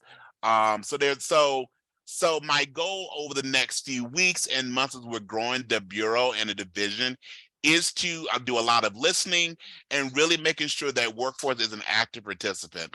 So my goal is to make sure that while the position was created, we never lose the vision, as Amy talked about, the community piece of it.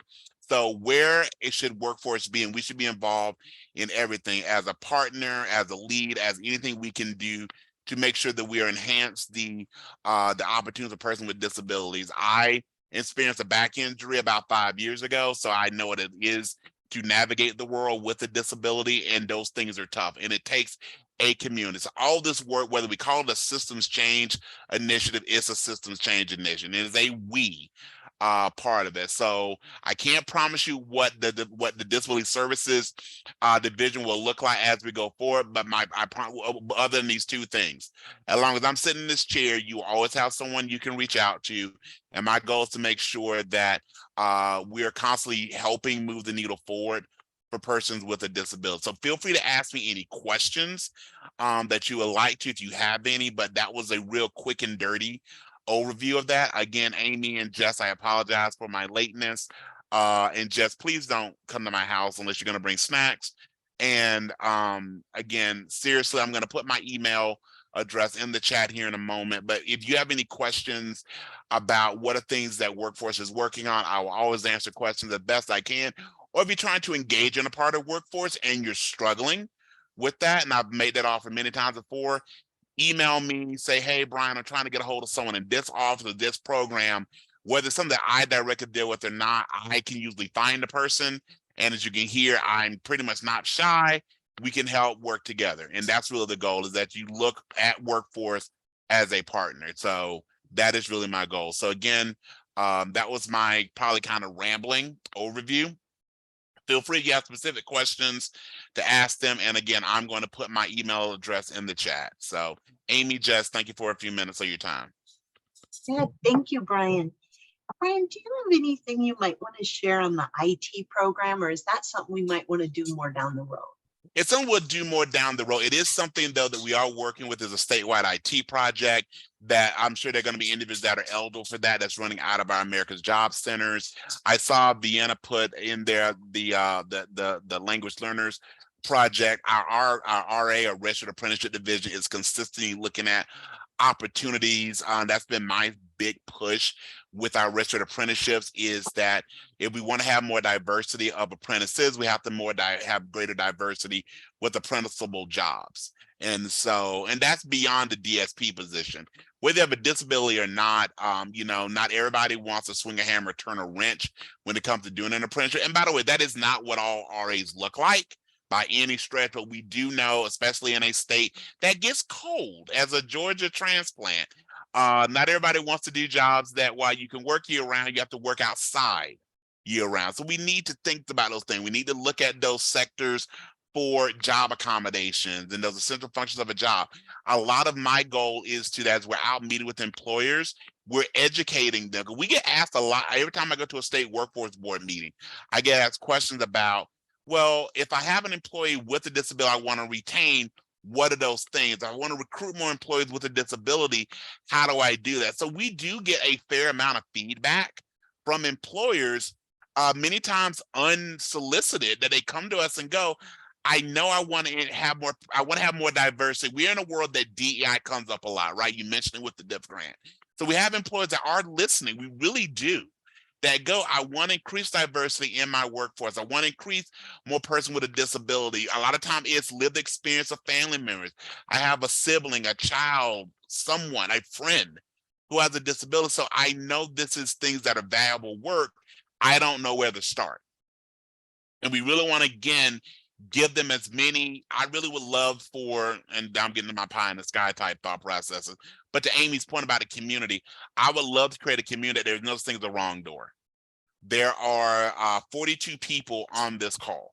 I would love it that if an employer called any of the 42 plus people that are in our community, they all get the right answer and we are all able to help them and we all work together. So if that's part of what we do as part of the Disability Services Initiative, I would view it as a win there. So I don't know if I answered your question yet, Amy, but those are, again, the things that, again, for what I can control, those are my priorities. That's fabulous. Thanks, Brian. Do folks have any questions or comments for Brian?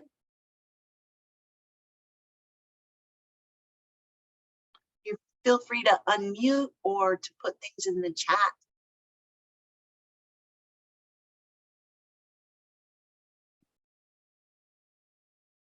Thank you, Brian. Thank you so much. Absolutely. More to come. We'll probably have Brian do an update at the next coalition meeting too. I'd love to, and I'll be on time. Mari, do you want to congratulations, Mari, on your recent nuptials? Would you it's gonna oh, that's Hazel Grace, sorry. It's gonna take me a while to say Mari Brown instead of Mari Reynolds. Me But Mari, too. would you mind please sharing what you've put in there or any other updates from Ask? Yeah, we have a couple of webinars coming up on the next 2 Mondays. So next Monday, we have the Iowa Voc Rehab webinar with Mary Jackson. And then the following week on Monday at noon is the WIPA webinar, talking about SSI, SSDI, and just basics of the program. It's really intended for families, teachers, you know, kind of basics level kinds of things. We're not going to get into super in-depth kinds of things with that, but just hoping to spread the word as much as possible. And also, please feel free to post any events that you are aware of or are hosting around transition planning or youth with disabilities, adult service kinds of things that might be appropriate on the Transition Iowa events page. Definitely looking forward to having as much there as possible. We've got a couple different things on there now, including some resource fairs and things like that. So thanks, Amy. Excuse me. Thank you so much, Mari. We can put that in the chat as well as put it in our notes too on how folks can find, or no, you have it here. Sorry, the events link, right? So excellent. Thank you. We'll make sure to include it in our notes as well. Thank you so much, Mari. Thank you. All right. Any other partner updates or things that folks want to share?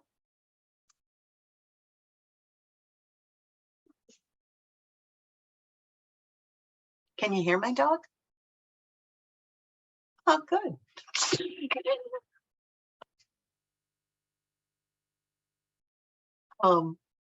All right. Well, I think it's amazing, but we might actually end early. No one's ever sad about that, are they? You know, it's like realistically, people are just like, yeah. All right. Well, Derek, anything you want from the USED? I don't want to delay this early exit here. No.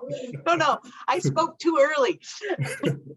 But I just wanted to first thank you. I mean, it's been a while since I have been able to set in on one of these meetings, and it shows by the numbers that was here. I think the highest number I saw was 58, that this is definitely needed and valued, and I do appreciate all the information that comes out of these sessions. And as most of you know, Tammy Amsbaugh is a USED employee and works in this capacity, and usually is in this. Every now and then I get the opportunity to do it, and it's a pleasure to be here. Also wanted to let folks know that Darcy actually is a USED employee as well, and Sherry and Darcy working together, basically from the great work that Lynn and Tammy were doing with the Aspire grant that just kind of laid the framework that allowed us to really kind of have the opportunity to advance practices in IPS, and we are the holder of the Center for Excellence in Behavioral Health, and really are working to advance evidence-based practices and really set up structures and supports that produce better outcomes. And so we're grateful to be a partner in all of this, and we'll probably be reaching out to many of you as we're moving forward in these initiatives and stuff. So that's it. But yeah, I just wanted to just say thank you, Amy and Jess, for all the work that you guys do. And it's good to see everybody on here. And congratulations, Brian. Long time coming, but look forward to seeing things coming out of your way as well. So. Thank you very much, Derek. And you know we'll bug you incessantly. So thanks again, sir. Thank you so much, Derek. We haven't.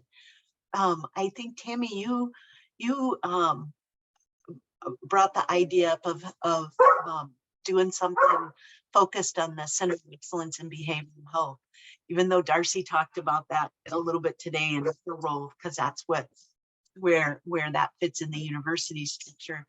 I would love to have us be able to bring Tori to the table to talk about what's happening. And I know that that's kind of, still in the early stages, but it is such an exciting thing for the state. And I just think it's going to be an amazing resource, and we want to do whatever we can to make sure people are aware of it. Thank you, Amy. And thanks, Derek, for joining. I saw you on there. I thought, oh, cool.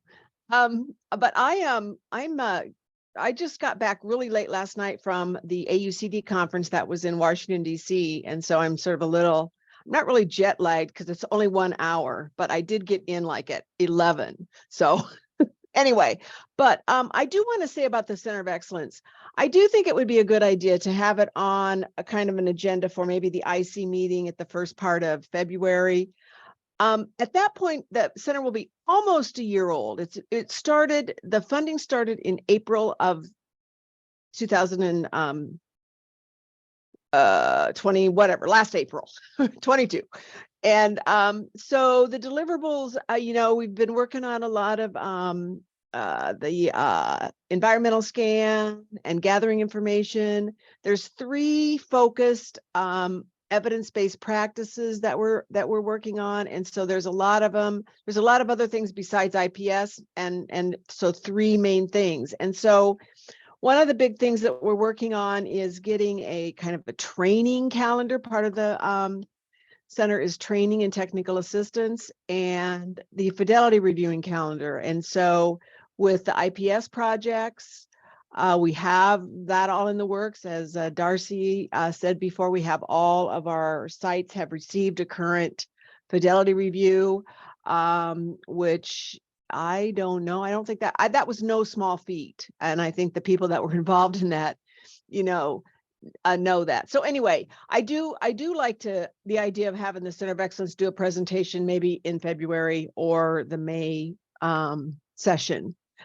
Tori, I'm sure would be interested in doing that and talking about how the integration of IPS with some of the center work and some of the diff work. I mean, there's just a whole opportunity of connections. So thanks. Yeah, that's fabulous. Thank you so much, Tammy. I think that would be great. The more we can kind of all know and understand sort of the resources that are out there and what people are doing, and make the most of that, as opposed to trying to duplicate it or not be aware of how it all works or intersects. I think that's part of the excitement, is to be able to go, how can we really just make the most of some really great things, and then really invest in things where there's needs. So I'm super excited about the Center of Excellence and Iowa's commitment, truthfully, in really investing in standing IPS up, and finding a way to that's a great example of creating an infrastructure for how that can look in our state, and a lot of partners worked on that really hard and did it pretty quickly, actually. So I see Vienna has a comment in the chat about the Center of Excellence and the relation to the USAID. So the Center of Excellence is a part of Center for Disabilities and Development, and so is the USAID.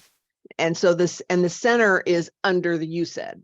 Derek, did I get all those right? I think I got all that right. That is So correct. it's a contract with DHHS now. And again, it's a 3-year initiative to advance. They're starting with the 3 evidence-based practices, but it is really to enhance the regions in their contracting, their ability to produce better outcomes. And so we are working with DHHS in terms of just advancing some evidence-based practices, doing, as Tammy said, an environmental scan, finding out who is doing what, who's doing it well, how do we highlight the work that they're doing across the state, how do we advance things that produce better outcomes for individuals with disabilities in employment and housing. Permanent supported housing is another evidence-based practice that we'll be addressing. And then also there's a third area, and Tammy, I'm drawing a blank on that third area. Assertive, Assertive community treatment. Assertive community treatment. So those are the 3 evidence-based practices that we are starting with, but again, it will advance beyond that as we move forward as well. And I guess for this group, the Center of Excellence is a program or a center under the USAID. And just like, I mean, maybe the money follows the person is a contract with Iowa Medicaid, and it is a contract with the USAID also. So in terms of the way the organization works, that's kind of a similar thing. Does that make sense, people? That help, Deanna? Thank you. No, I knew. I know that some folks that might not understand. Thank you. Okay. Excellent. Thank you, guys. I just want to draw folks' attention to the chat. Jeff just wanted to make sure that if anyone wanted to share any opinion on what AmeriGroup is doing well and where there might be opportunities for improvement, to please reach out to him. And he has his email there. We'll be sure to include that as well in our notes for folks. We will be reaching out to Melina as well to learn who, they may not have that in place yet, but who their employment specialist will be.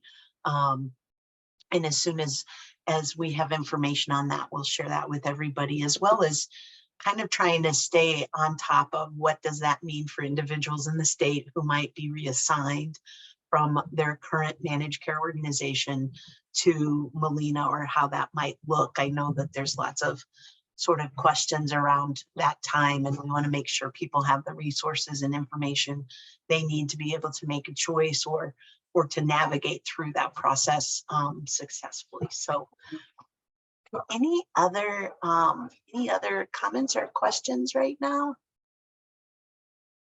Right, I want folks to mark their calendars. February 16th, May 25th, August 24th, and November 16th for our 2023 coalition meeting dates. We're going to be optimistic that they're in person, 10 to 3 at Voc Rehab. We'll make sure that there's a virtual option for folks. We really hope that many of you can come in person. We might be able to provide support for transportation for those that don't have that covered by their employer.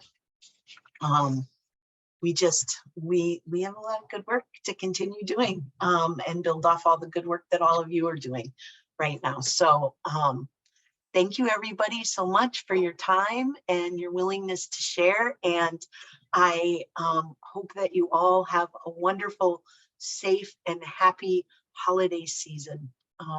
Thank you. Thank you. Amy, can you either repeat or post? Okay, just posted them. Thank you. I did go through them kind of fast, didn't I, Lynn? All right. Well, thank you. Thank you. I'm going to go back really quick to just sharing as we leave. The Bansky art in Ukraine. It's a happy thing. So thanks everybody.